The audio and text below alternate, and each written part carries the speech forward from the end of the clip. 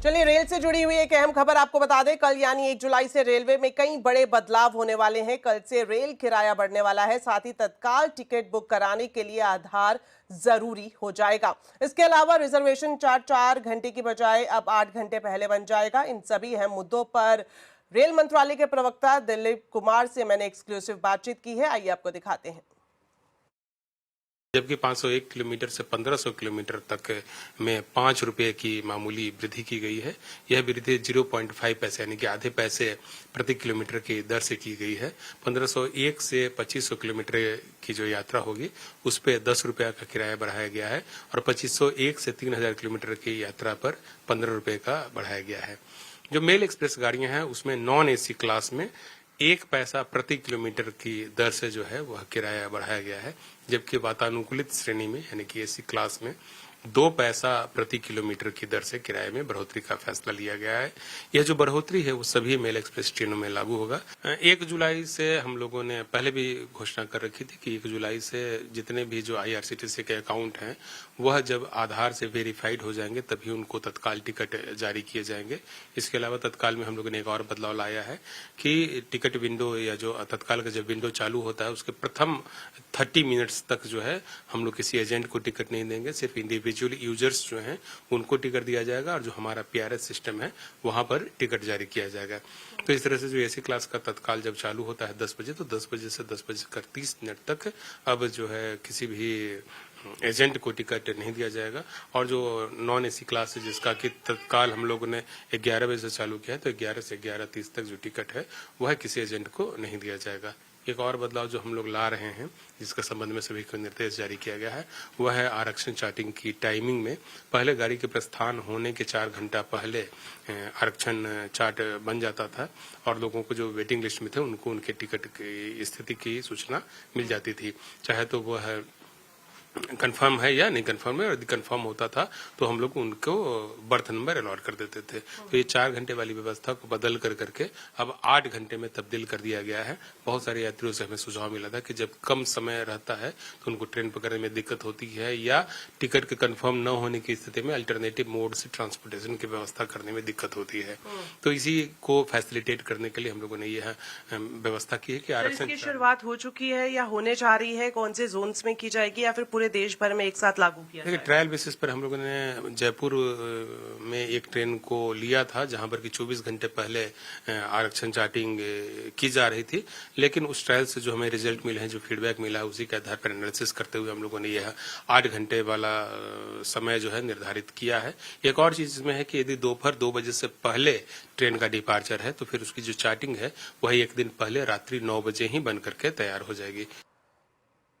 चलिए, अब आपको देते हैं मॉनसून का पूरा अपडेट। देश के सभी राज्यों में मॉनसून पहुंच गया है। बीते 24 घंटे से हिमाचल प्रदेश और उत्तराखंड में भारी बारिश का सिलसिला जारी है। हिमाचल के सोलन में लैंडस्लाइड की वजह से सड़क पर मलबा गिर गया जिससे वाहनों की आवाजाही बाधित हुई है। उधर उत्तराखंड में जगह जगह अलर्ट जारी किया गया है। कई जिलों में भूस्खलन की घटनाएं सामने आई हैं जिससे सड़क मार्ग पर भी खासा असर देखने को मिला है। हालांकि प्रशासन ने लोगों से पहाड़ों की यात्रा से बचने और सुरक्षित स्थानों पर रहने की अपील भी की है।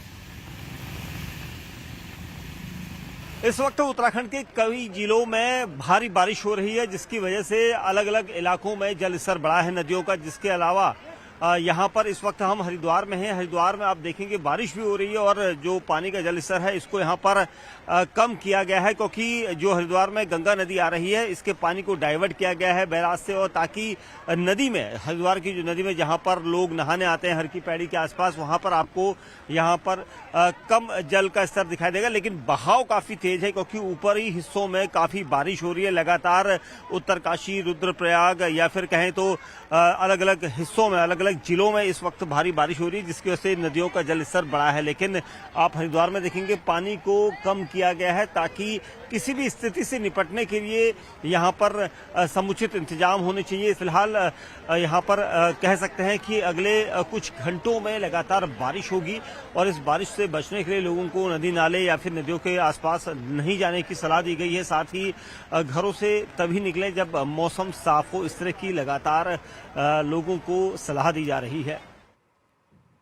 चलिए साथ ही आपको बता दें, देश भर में मानसून सामान्य से 8 दिन पहले ही पहुंच गया है। मौसम विभाग के मुताबिक अगले 6 से 7 दिन भारी बारिश की संभावना है। तो मौसम से जुड़ा हर अपडेट अब लेते हैं असीम मनचंदा से। तो असीम, बताएं फिलहाल मौसम का मिजाज कैसा है और अगले कुछ दिनों तक किस तरह की स्थिति रहने वाली है? मॉनसून ने इस बार 8 दिन पहले ही केरल तट के ऊपर दस्तक दे दी थी और 24 मई को ही केरल पहुंच गया था। उससे बाद मानसून काफी 4 से 5 दिन काफी तेजी से आगे बढ़ा और उसने दक्षिण भारत को पूरी तरह से कवर कर लिया। लेकिन महाराष्ट्र पहुंचने के बाद मानसून ने ब्रेक लिया और 10 से 12 दिन के ब्रेक के ऊपर चला गया और ब्रेक के बाद मानसून फिर से रिवाइव हुआ और अब मानसून ने पूरे भारत को कवर कर लिया। वैसे तो मानसून 38 दिन के अंदर पूरे भारत को कवर करता है, लेकिन इस बार मानसून ने जल्दी ही 30 दिन के अंदर ही पूरे भारत को कवर कर लिया। अब मौसम विभाग ने अगले 6 से 7 दिन कई राज्यों में भारी बारिश की चेतावनी जारी की है। खासतौर पे कि जो मध्य भारत है, पूर्वोत्तर भारत है या उत्तर भारत है, उसके अंदर मौसम विभाग ने भारी बारिश की चेतावनी जारी की है। पहाड़ों पर भी इस वक्त काफी बारिश हो रही है, जिसको लेकर के मौसम विभाग ने हिमाचल प्रदेश और उत्तराखंड के अंदर रेड अलर्ट ऑलरेडी जारी कर दिया। बाकी दूसरे जितने भी राज्य हैं उत्तर भारत के, वहां पर मौसम विभाग ने येलो अलर्ट जारी किया है। दिल्ली के अंदर भी येलो अलर्ट जारी किया है। मौसम विभाग के मुताबिक अगले 6 से 7 दिन पूरे भारत के अंदर या फिर यूं कहें उत्तर भारत के अंदर भारी बारिश देखने को मिल सकती है। बढ़ते हैं आगे और आईआईपी डेटा से जुड़ी अब आपको जानकारी बता दें। इंडस्ट्रियल प्रोडक्शन के मोर्चे पर निराशाजनक खबर है। मई में इंडस्ट्रियल प्रोडक्शन 9 महीने के निचले स्तर पर पहुंच गई है। मई में आईआईपी ग्रोथ 2.6% से घटकर 1.2% हो गई है। इस दौरान मैन्युफैक्चरिंग ग्रोथ 3.1% से घटकर 2.6% और जबकि इलेक्ट्रिसिटी ग्रोथ 1.7% से घटकर -5.8% हो गई है। कंज्यूमर ड्यूरेबल ग्रोथ भी 6.2% से घटकर -0.7% हो गई है। प्राइमरी गुड्स की ग्रोथ भी घटी है। हालांकि मई में mining, capital goods, infra goods और नॉन कंज्यूमर ड्यूरेबल ग्रोथ में इजाफा देखने को मिला है। अब बात शेयर बाजार की। बाजार की 4 दिनों की तेजी के बाद आज ब्रेक लग गया। हफ्ते के पहले दिन बाजार में दबाव रहा। सेंसेक्स 452 पॉइंट गिरा तो वहीं निफ्टी 121 पॉइंट फिसलकर बंद हुआ। हालांकि mid cap, small cap shares में खरीदारी देखने को मिली। मिड कैप की बात करें तो मिड कैप इंडेक्स लगातार 7वें दिन बढ़त पर बंद हुआ। पीएसयू बैंक शेयर्स में अच्छी खरीदारी रही तो वहीं फार्मा, आईटी इंडेक्स बढ़त पर बंद हुए। इसके अलावा रियलिटी, ऑटो, मेटल शेयर्स में दबाव देखने को मिला। विधानसभा चुनाव से पहले बिहार में सियासत गर्मा गई है। तेजस्वी यादव के वक्फ बचाओ दस्तूर बचाओ सम्मेलन में दिए गए बयान पर बीजेपी ने बड़ा पलटवार किया है। बीजेपी प्रवक्ता सुधांशु त्रिवेदी ने तेजस्वी पर आरोप लगाया कि अगर बिहार में उनकी सरकार आई तो वो शरिया कानून लागू कर देंगे। पूरा विपक्ष संविधान के खिलाफ है, हम संविधान को कूड़ेदान में फेंकने नहीं देंगे। सुधांशु त्रिवेदी ने यह भी कहा कि ये आरजेडी एसपी का समाजवाद नहीं बल्कि नमाजवाद है, लेकिन हम किसी भी कीमत पर शरिया नहीं लाने देंगे। हम चाहते हैं हर गरीब और मजलूम को उसका हिस्सा मिलना चाहिए, मगर ये किसके साथ खड़े हैं? जो ट्रिपल तलाक के साथ खड़ा है, जो हलाला के साथ खड़ा है, जो मेहरम के साथ खड़ा है, जो हज सब्सिडी के साथ खड़ा है, जो सरतन से जुदा के साथ खड़ा है, जो आतंकियों को अपना भाई, बहन, बेटा, हाफिज बनाने के साथ खड़ा है। इसलिए हम साफ कह सकते हैं कि हम समाजवाद के पक्ष में भाजपा और जदयू खड़ा है और आज के ये राजद और समाजवादी पार्टी जैसे दल नमाजवाद के पक्ष में जाकर खड़े हो गए और नमाज जैसे मुकद्दस अकीदे का भी मजाक उड़ा रहे हैं, उसका भी केवल सियासत के लिए प्रयोग कर रहे हैं। आपको बता दें, कल पटना के गांधी मैदान में वक्फ बचाओ दस्तूर बचाओ सम्मेलन का आयोजन किया गया था, जिसमें तेजस्वी यादव ने बीजेपी पर मुस्लिम समुदाय के अधिकार छीनने की साजिश का आरोप लगाया था और साथ ही वक्फ संशोधन बिल को संविधान के खिलाफ और धार्मिक ध्रुवीकरण की साजिश बताया था। इस दौरान उन्होंने कहा था कि वो वक्फ कानून को कूड़ेदान में फेंक देंगे। ये एनडीए भाजपा की सरकार जाने वाली है। गरीब आवाम की सरकार बनेगी तो इस बिल को, इस कानून को बिहार राज्य जो है कूड़े के दान में फेंकने का काम करेगा। वहीं दूसरी तरफ सुधांशु त्रिवेदी के बयान पर आरजेडी ने भी पलटवार किया है। आरजेडी का कहना है कि अगर शरिया से देश नहीं चलेगा तो नफरत और नागपुरिया कानून से भी देश नहीं चलेगा। देखिए, वक्फ बिल कानून के खिलाफ कल गांधी मैदान में सभी लोगों ने आवाज़ बुलंद की तो बीजेपी बेचैन हो गई। ये बिहार है, ये बीजेपी ना भूले। सरिया कानून से देश नहीं चलेगा तो नफरतवादी कानून और नागपुरिया कानून से भी देश नहीं चलेगा। ये देश चलेगा अपने नियम कानून संविधान से। तो बिहार में चुनाव होने वाले हैं और सियासत में शिक्षा, स्वास्थ्य, रोजगार को छोड़कर वोटर लिस्ट सुधार और वक्फ संशोधन पर तकरार मची हुई है। आज आवाज अड्डा में हम इसी पर ही खास चर्चा करेंगे। वोटर लिस्ट सुधार या साजिश, जरूर देखिए शाम 7:57 पर। अब बात महाराष्ट्र की, जहां महाराष्ट्र विधानसभा के बाहर महाविकास आघाड़ी के नेताओं ने विजय प्रदर्शन किया। इस प्रदर्शन में एमवीए के कई नेता शामिल हुए। हालांकि महाराष्ट्र विधानसभा के मानसून सत्र का पहला दिन आज के लिए स्थगित कर दिया गया। कल सुबह 11 बजे फिर से सत्र की शुरुआत होगी। इसके बावजूद महाविकास आघाड़ी के नेता विजय प्रदर्शन करते रहे। इससे पहले 3 भाषा नीति को लेकर महाराष्ट्र सरकार ने बड़ा फैसला लेते हुए पुराने जारी हुए दोनों आदेश रद्द कर दिए। इसके अलावा राज्य सरकार की ओर से डॉक्टर नरेंद्र यादव के नेतृत्व में एक समिति के गठन की घोषणा की गई। ये समिति 3 भाषा नीति पर अपनी रिपोर्ट देगी। आपको बता दें, फडणवीस सरकार की तरफ से 16 अप्रैल को एक जीआर जारी किया गया था। इसमें अंग्रेजी और मराठी मीडियम के स्कूलों में पढ़ने वाले कक्षा 1 से 5 तक के छात्रों के लिए हिंदी को अनिवार्य तीसरी भाषा बनाया गया था। शिवसेना, उद्धव गुट और एमएनएस के विरोध के बीच सरकार ने 17 जून को संशोधित जीआर जारी किया, जिसमें हिंदी को वैकल्पिक भाषा बनाया गया।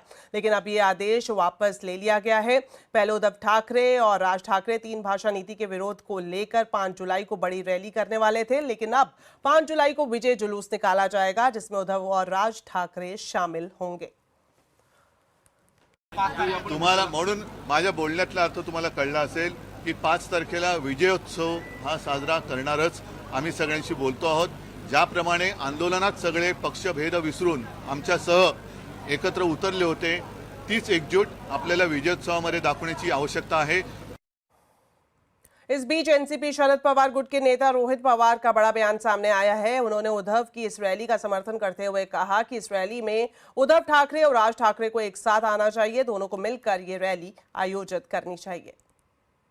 मैं उद्धव ठाकरे साहब कह रहे हैं कि 5 तारीख को विजय की सभा ये बंबई में हम ले सकते हैं या लेने का हम सोच रहे, तो मैं महाराष्ट्र का नागरिक और जो एक विश्वास रखता है कि मराठी संस्कृति, महाराष्ट्र की संस्कृति, भारत की संस्कृति ये परिवार को इकट्ठा रहने के लिए, लाने के लिए प्रयास करती है।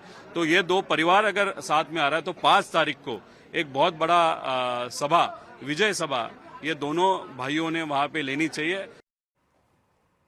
चलिए, वक्त एक छोटे से ब्रेक का है। खबरें अभी और भी हैं, आप देखते रहिए आवाज समाचार।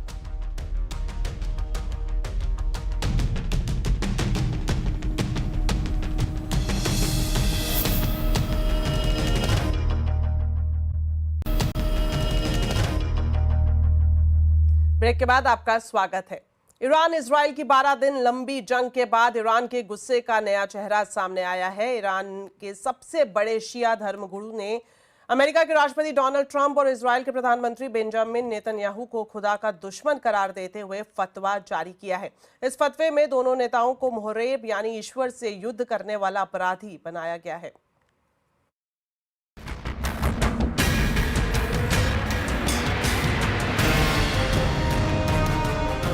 ईरान के शीर्ष शिया धर्मगुरु ग्रैंड अयातुल्ला नासर मकरम शिराजी के फतवे ने दुनिया की राजनीति में हलचल मचा दी है। शिराजी ने अपने फरमान में अमेरिका के राष्ट्रपति डोनाल्ड ट्रंप और इजराइल के पीएम बेंजामिन नेतन्याहू को मुहर्रेब घोषित किया है।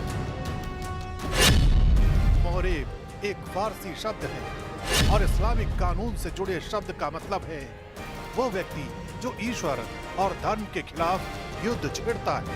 ईरानी कानून के मुताबिक मुहर्रेब को मौत की सजा, सूली पर चढ़ाना, अंगों का काटा जाना या निर्वासन जैसी कठोर सजा दी जा सकती है। फतवे में यह भी कहा गया है जो कोई भी मुसलमान इन दुश्मनों का समर्थन करता है वो हराम कार्य कर रहा है। शिराजी ने फतवे के जरिए दुनिया भर के मुसलमानों को इन खुदा के दुश्मनों को पहचानने और इनके खिलाफ आवाज उठाने को कहा है। ये बयान उस समय आया है जब ईरान और इजराइल के बीच 12 दिन तक चले युद्ध में कई लोगों की जानें गई और ईरान की परमाणु और सैन्य संरचनाओं को जबरदस्त नुकसान हुआ।